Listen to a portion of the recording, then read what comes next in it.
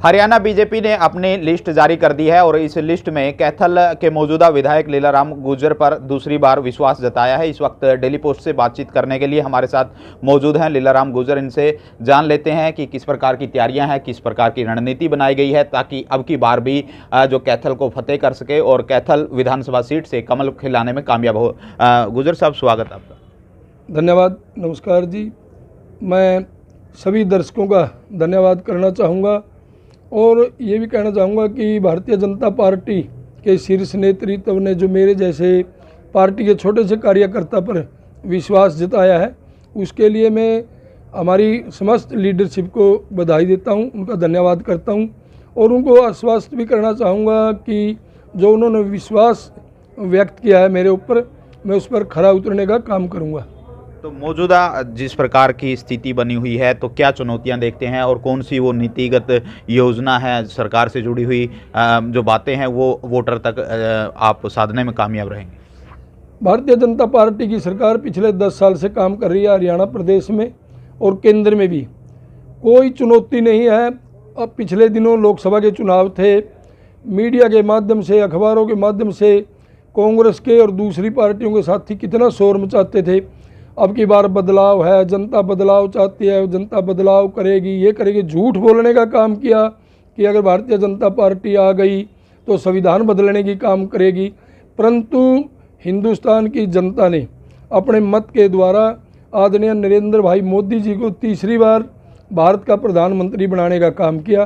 ठीक इसी प्रकार ये हरियाणा प्रदेश में कांग्रेसी कितनी झूठ बोल लें, कितने प्रपंच रच लें, हरियाणा प्रदेश में भी तीसरी बार भारतीय जनता पार्टी की सरकार बनने जा रही है। इसमें कोई अतिशयोक्ति नहीं है। अब की बार जो कांग्रेस के राष्ट्रीय महासचिव रणदीप सिंह सुरजेवाला की सक्रियता बढ़ गई है, वो लोगों के बीच जा रहे हैं, कह रहे हैं कि 10 साल में आपने कुछ नहीं किया, भाजपा पर आरोप लगा रहे हैं, कभी जुबानी हमला पत्रकारों के माध्यम से, कभी राजनीति मंचों के माध्यम से। आपने देखा होगा जब पूरा हरियाणा प्रदेश कांग्रेस की गलत नीतियों या लोगों को उकसा करके जलाने का काम किया जा रहा था, लोगों के दुकान मकान प्रतिष्ठान जलाए जा रहे थे, तब सुरजेवाला जी 1 नहीं 2 नहीं 3-4 साल तक कैथल में कहीं उन्होंने मुंह दिखाने का काम नहीं किया।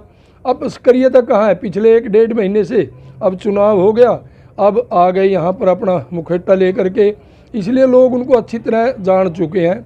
सुरजेवाला जी यहाँ से विधायक थे, सुरजेवाला जी यहाँ मंत्री थे और उनके लोगों के द्वारा लोगों के प्लाटों पर, दुकानों पर, मकानों पर, ज़मीनों पर अवैध कब्जे किए जाते थे, लोगों से फिरौती मांगी जाती थी।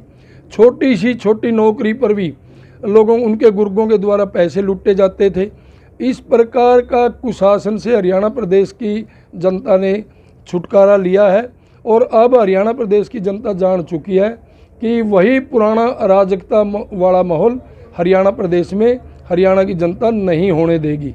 तो जिस प्रकार से केंद्र की मोदी सरकार और प्रदेश की नायब मनोहर सरकार ने 10 साल में काम किए हैं, वो कौन से काम है जो आप वोटर की ड्यूटी पर जाएंगे, दरवाजे पर जाएंगे, उनको समझाएंगे कि आप भारतीय जनता पार्टी के साथ चलो? वोटर अच्छी तरह से जानता है। हमारा कैथल जिला है, जींद जिला है, फतेहाबाद जिला है, ये पिछड़े हुए इलाके आते थे, पिछड़े जिले थे और लंबे अंतराल तक केंद्र में भी हरियाणा प्रदेश में भी कांग्रेस की सरकार रही। हमारे इन तीनों जिलों में एक भी नेशनल हाईवे नहीं था, परंतु पिछले 10 साल में 1 नहीं 2 नहीं 3-3 नेशनल हाईवे बने हैं। चाहे अम्बाड़ा से via Kaithal, via Hisar, via Churu, Salasar बाबा हनुमान के धाम तक 21,000 करोड़ से 4 लेन सड़क बनाने का काम किया। उससे आगे आगे 152 यही भी अम्बाड़ा गंगेड़ी से लेकर के नारनौल तक एक बहुत ही बढ़िया कॉरिडोर बनाने का काम भारतीय जनता पार्टी की सरकार ने किया और अभी दिसंबर में शुरू हो जाएगा कैथल से। अगर किसी बहन भाई का ये मन हो मैंने वैष्णो देवी जाना, कैथल से 3 घंटे में जम्मू पहुंचेंगे। और किसी बहन भाई का ये मन हो अमित सेठी जैसे का कि मैंने बच्चों को लेकर के अपनी गाड़ी में बॉम्बे जाना, कहीं पूछने की ज़रूरत नहीं है। कैथल से ही नेशनल हाईवे पकड़ो, सजुम्मा खरक पांडुआ के पास से, और बॉम्बे जाओ आप। ये देन भारतीय जनता पार्टी की है।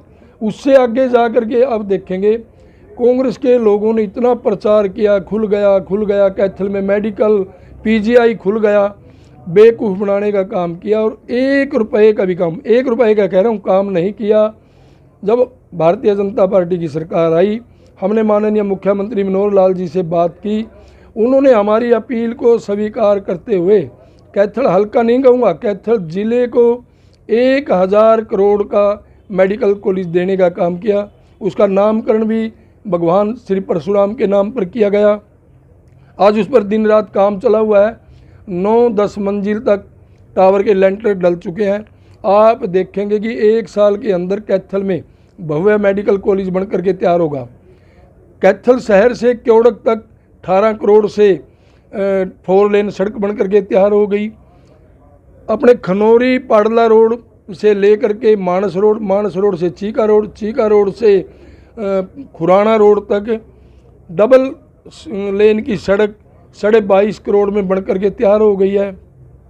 और जब मैं पहले 15 साल पहले विधायक था, मैं विधानसभा में मेरे हल्के की 17 सड़कों की मांग करता था, जिसमें से एक भी सड़क नहीं बनी पिछले 15 साल में। अब भारतीय जनता पार्टी की सरकार बनी, मेरे को कैथल के लोगों ने मौका दिया, वो सभी सड़कें जो मैं 15 साल पहले विधानसभा में मांग करता था, सभी अब बन करके तैयार हुई हैं।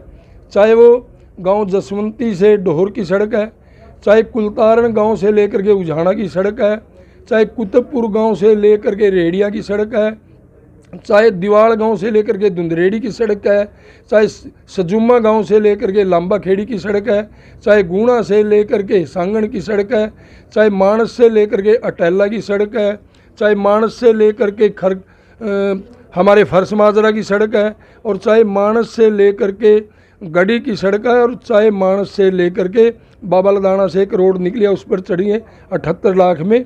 मेरा कहने का मतलब ये 17 की 17 सड़कें अब भारतीय जनता पार्टी की सरकार ने बनाई है।